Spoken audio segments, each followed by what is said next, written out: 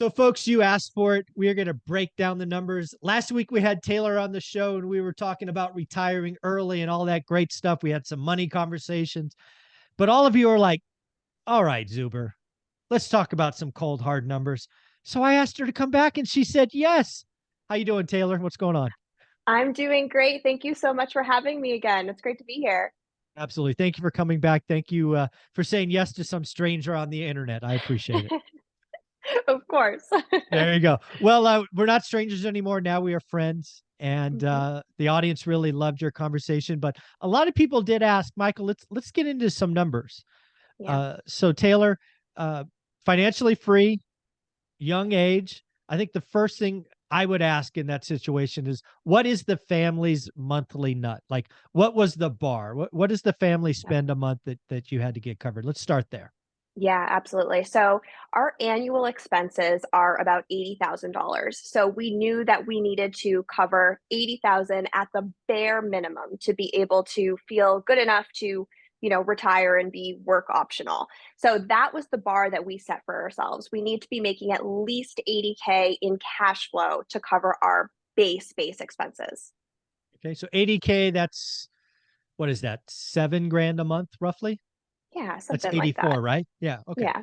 All right. So 7 grand a month, and that's cash flow. Mhm. That's grow. That's well, that have to be net, right? So taxes Mhm. would come out first. So Yep, okay, exactly, after everything. after everything. So okay, so 80 grand a year. All right. So you get to that point. You obviously are financially free now. How does that get made up? Is that like Mhm. 50% short-term rentals versus long-term? Is it side hustle income? You don't have to be exact, but let's rough it out for people. How did you Yeah. get there? Yeah, absolutely. So the first thing that we did besides just gaining that cash flow, and I'll tell you the percentages in a minute, was to Sure. create a really robust emergency fund. That Awesome. was the very first thing that we wanted to do. We wanted to hit at least somewhere in the 6 month to a year range of emergency fund before we felt comfortable because things happen and you just never know. So that Nice. was the very first thing that we did was made sure that we had that set up, good to go, and if we needed to touch it, we would, and it would be fine. So then, as far as the breakdown between our properties and any side hustles, so our properties are probably like I would say about 90 to 95% of Mhm.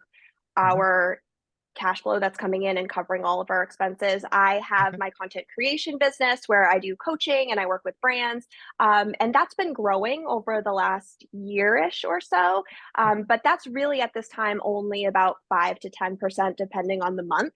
I would love for that to cover more and to be Sure. able to increase what we're bringing in total.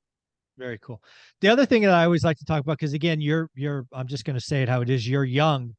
Um, your lifestyle could still change, right? You could have another Hmm. kid, for example, right? That 80K may not be enough. You may jump bump Hmm. to 100.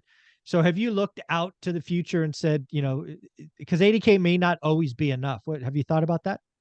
Absolutely. And we definitely know that 80K will not be enough. It will not be enough for this year. In 2023, we're like, okay, we got to get to the next amount because we Okay. know that as we grow, like you said, we're thinking about having another kid in the next year or so. We have some really big goals about what we want to do in the future. And in order to do that, we need to increase our cash flow. And so there's a couple ways that we're going to be doing that. One, we're going to be really leaning into my business, my content creation business, hopefully hiring employee number one this year, and then also increasing our investment portfolio. So our goal this year is to add two more properties to our portfolio. If I could have it my way, I would say let's add five this year. Yeah, So that I like it. so that's what we're focusing on is because ideally for us, we do want to increase our income every year. 80 was really kind of the like this is the amount we need to hit so that we can leave our jobs and really focus on the things that we're enjoying in our life and that we want Right. to continue to enjoy. And how can we grow and be bigger than that? And that's what we're focused on right now. Very cool. And again, when you talk about your portfolio today, is it 100% short term? Is there midterm, long term? What Yeah, is the real estate portfolio look like today? So right now we are about 75% short-term rental, 25% long-term rental. I think as we continue to grow, we're going to grow our short-term portfolio first and use those to fund more long-term rentals along the way and be a little bit more diversified. So we'll probably end up being a little bit closer to 50-50 in the next 5 years. Okay. But right now we're really focusing on getting that really intense cash flow while we're young. Let's build up all of these safety nets for ourselves and get that chunk of change and passive income coming through. That was a mouthful. There you go. So if I were to tie our two conversations together from last week to this week, really, again, this is my memory and interpretation, right? So step one for you on this financial journey was house hacking. You and your husband basically did a duplex. You took your living expenses from, you cut them in half, right? At least or more. That was a big step. Then you went to out of state investing, kind of long term, if memory serves. From there, you found the opportunity for short term to increase the monthly cash flow, right? Less units, more cash flow. You got out of your duplex, right? You sold that. We thought about 1031. You didn't. You had a family goal of 80K. You got there with rentals, right? Kind of the bare minimum. You have a decent safety net, reserve account, whatever you want to call that, emergency fund. And now you're like, okay, it's time to bear down on our brand, our content creation, our thing that will be probably expense driven the first year, but hopefully starts to be cash flow positive, where you then could recycle that cash into real estate. Kind of feels like Grant Cardone at the beginning, right? He was selling Yeah. car sales stuff, Mm-hmm. traveling all over doing that thing before social media, but he always put his cash into real estate. So if I Mm-hmm. were to tie all our conversations to how's that for a summary? Yeah, that's an excellent summary. I don't know if I could have summed it up any better myself. And then you have goals for the next 5 years of growing real estate, right? Real estate appears to be where your assets are going to be and also the dependable cash flow, where the business, the brand, is something you'll be working on and growing for years to come. But you're really counting on real estate. You're basically counting on real estate to pay the bills while you build on your passion. Is that fair? That is completely fair. And in my brain, I'm like, you know what? Everything is real estate. And so that leaves a lot of things open for us. That's awesome. It's funny to bring this up, but one of the things I did, I want to be accurate. I think it was in 2019. I actually bought an office building in my investment market of Fresno, California, and I Mhm. staff it with wholesalers and agents and all of that. Interesting. So I get to write it off as a business expense. I get to get first right of refusal on deals.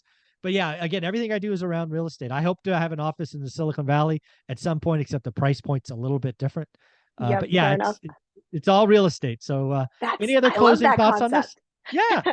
um, yeah, I would say for anyone who is interested in replacing income, being work optional, retiring early, really work on those two big things. Having your backup plan in case, emergencies happen, things come up, your car breaks down, have that emergency expense there for you and build towards whatever your goal amount is. And when you achieve financial freedom and you achieve early retirement, that doesn't have to be the end. It doesn't mean now you just like sit down in front of the TV and you do nothing forever.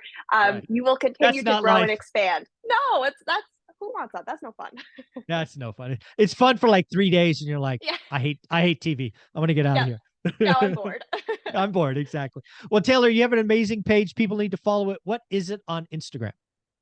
Absolutely. You can follow me at Taylor Coleman Adams. I do talk about all things real estate on there and my life as a person pursuing financial independence and growing. Yeah, folks, if you do me a favor, you like this, got any value of this, go follow her on Instagram and send her a DM saying, hey, I found you from one rental at a time. Taylor, thank you so much. Thank you so much.